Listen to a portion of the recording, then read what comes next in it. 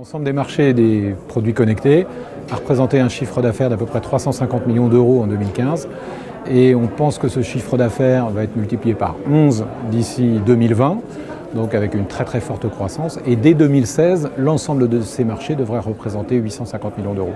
Alors 350 millions d'euros, ça peut paraître beaucoup et pas beaucoup. Beaucoup parce que ça commence à être un chiffre d'affaires assez conséquent. Pas beaucoup parce qu'il y a beaucoup de marchés derrière ce chiffre d'affaires.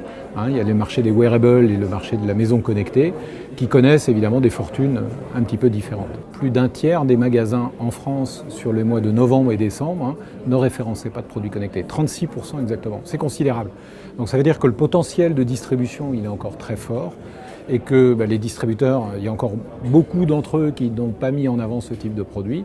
Même les plus grandes enseignes qui se sont engagées auprès de la French Tech à promouvoir l'ensemble des produits connectés le font dans pas mal de magasins, mais pas dans l'intégralité des magasins.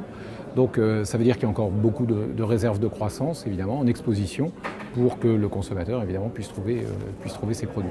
Il y a plusieurs choses pour que ça marche. Pour que la mayonnaise prenne, tout simplement, il faut évidemment une offre. Et je crois qu'on a quand même pas mal de produits aujourd'hui. Mais trop de produits, c'est aussi une difficulté, parce qu'après, il faut les mettre en œuvre dans les magasins.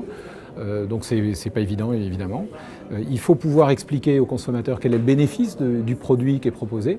Et nous, on pense qu'une solution, c'est peut-être de parler de bénéfices clairs et de se concentrer sur 3-4 bénéfices des produits les plus importants que l'on souhaite promouvoir pour que le consommateur il ait envie, enfin tout simplement, d'acheter ce type de produit. Nous, notre recommandation, c'est, et on l'a vu au travers d'un certain nombre de statistiques, c'est qu'il faut favoriser la multi-implantation dès que c'est possible, mettre l'ensemble des produits connectés au même endroit avec une signalétique claire et des bénéfices clairement exprimés pour le consommateur. Et puis pourquoi pas mettre les produits dans les rayons d'origine. Une ampoule connectée, elle doit être à la fois dans un ensemble de produits connectés, mais aussi dans le rayon ampoule, pour que le consommateur comprenne bien ce qu'il va pouvoir faire avec ce type de produit. Et je pense que c'est peut-être là la clé du succès. Les distributeurs qui ont fait le pari de doubler l'exposition de leurs produits ont vu leur chiffre d'affaires multiplié par 3,5. Le marché de la télévision va atteindre un plus haut historique cette année, un plus haut historique par rapport à ce qu'il a connu les 3-4 dernières années, avec probablement 5,9 millions d'unités qui vont se vendre sur l'année 2016.